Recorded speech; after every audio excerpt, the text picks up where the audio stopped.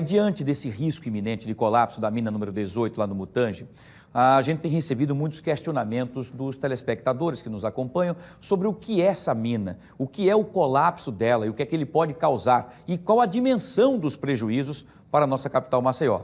Para explicar sobre esses pontos, nós estamos agora ao vivo, via live, com o geólogo Antônio Jorge Garcia, que é do Centro de Geociências da Universidade de Coimbra. Ele está conosco aqui. Professor, mais uma vez, boa tarde, prazer tê-lo conosco aqui para a gente tentar entender o que está acontecendo. Obrigado pela sua disponibilidade.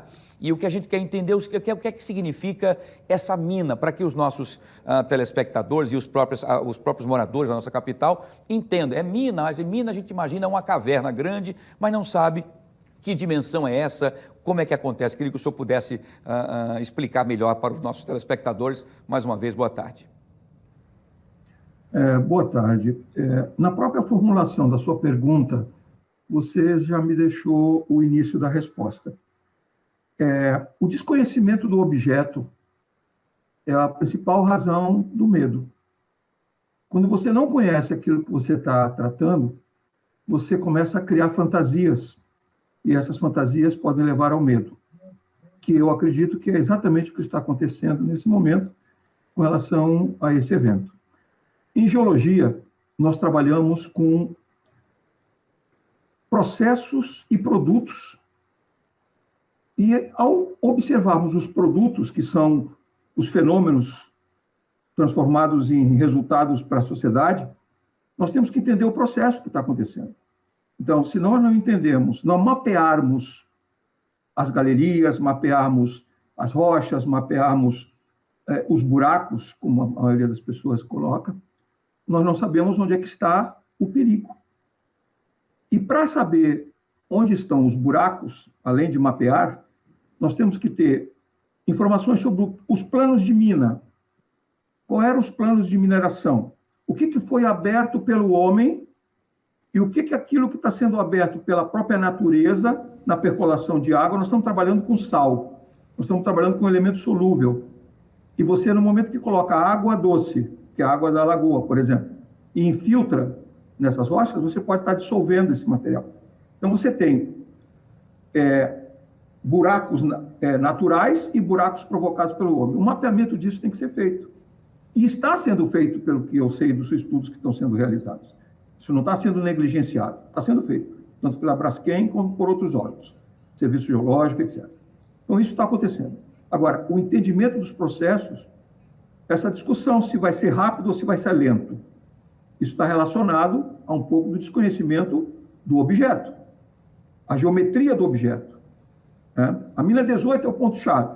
Aí algumas pessoas, mas tem muitas minas, já escutei agora há pouco a matéria, vai afundar Maceió. Não é verdade, não é absolutamente verdade. Agora, por que não é verdade? Porque eu estou dizendo, porque alguém está dizendo, não, porque tem que conhecer que os buracos estão em determinados locais só da cidade e nessa região da lagoa.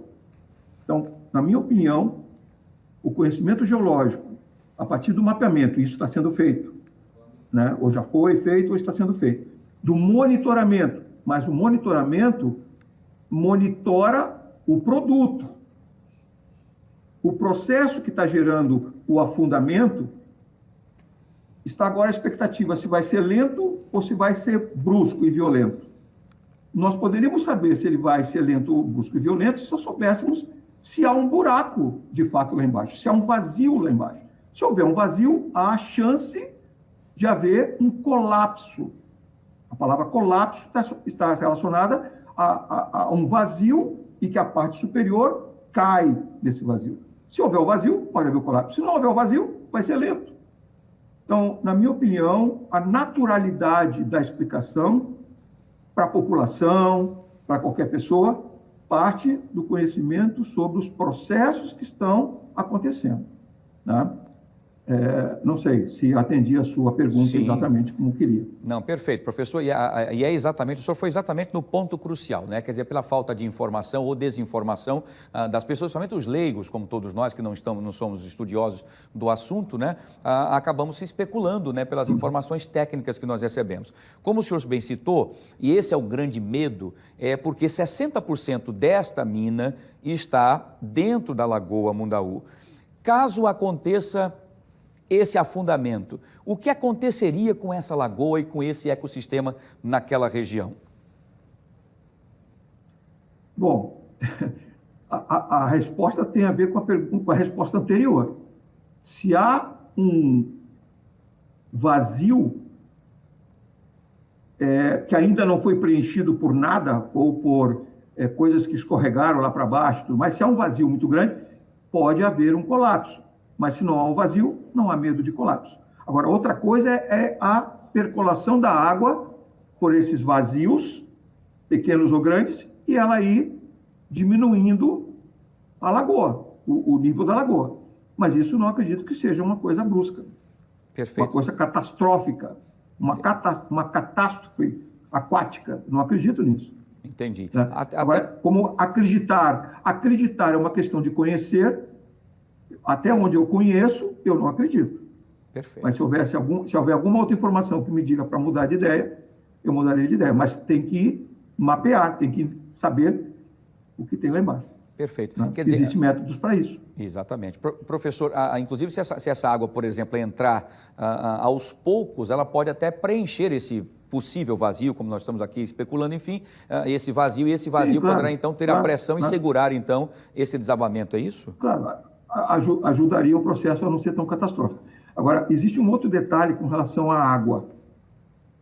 Nós estamos num ambiente aquático de água doce e nós temos a utilização dessa água doce através do consumo humano.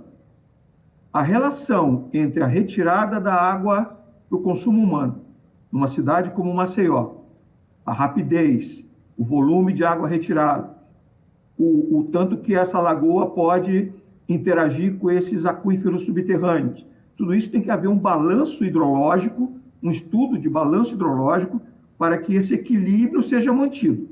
Então, veja bem, nós, seres humanos, começamos a viver no planeta conhecendo o planeta. Nós vivíamos sobrevivendo à natureza. Nós fomos nos tornando mais tecnológicos, mais científicos, criamos zonas de conforto e passamos a ocupar lugares de risco que antes nós não ocupávamos. Os ambientes litorâneos do planeta são os ambientes mais mutáveis que existem. E as maiores cidades estão em ambientes litorâneos. Hoje nós estamos aí com essa panaceia mundial de aquecimento global e a subida do nível do mar. Então, nós vivemos com medo do desconhecimento. Se nós soubéssemos que as coisas podem acontecer no local onde nós vamos construir nossa casa, nós construímos uma casa desmontável, uma casa móvel, mas não, queremos construir palácios em lugares que não vão ser para sempre. E às vezes esse para sempre são 20 anos, 30 anos, 40 anos, 50 anos. Não sabemos, temos que olhar a natureza. E a geologia está aí para tentar ajudar nesse aspecto. Aqui em Portugal nós trabalhamos com essa coisa preventiva. Nós olhamos muito a prevenção da catástrofe. Para isso nós temos que perceber o processo, né? E estar sempre atento a isso. Monitorar constantemente é importante, né? Vigiar uma casa constantemente, vigiar qualquer coisa constantemente é importante, os riscos podem acontecer, mas saber o quanto que o risco realmente é grave ou não, isso temos que entender o processo. Né? Os inimigos estão sempre em volta. Agora, a distância que eles estão, a gente não sabe, tem que saber.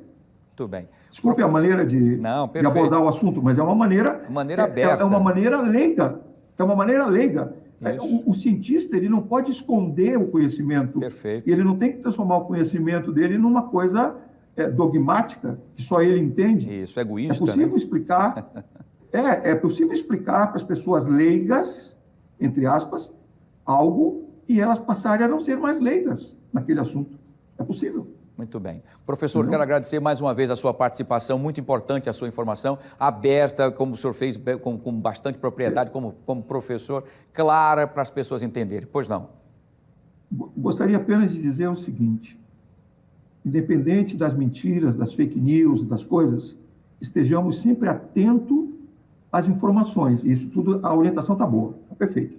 Tá? Agora, cuidado com as pessoas que estão sendo deslocadas, sem a informação, elas ficam com mais medo ainda. Verdade. Tentem criar uma maneira de esclarecer naturalmente. Isso vai ajudar muito todos vocês a diminuir esse estresse. Perfeito, Ok? professor, excelente. Fechando com chave de ouro, e essa sua informação é importantíssima, essa sua indicação. Professor Antônio Jorge Garcia, direto de Portugal, trazendo informações importantes sobre esse momento de crise. Um abraço, professor, muito obrigado, didático, explicativo e bastante claro. Deus te abençoe, um abraço, até a próxima e obrigado pela participação aqui no nosso Fenômeno Fique Alerta, tá? Legal, essa é informação precisa e prestação de serviço para você que acompanha o nosso fenômeno, tá?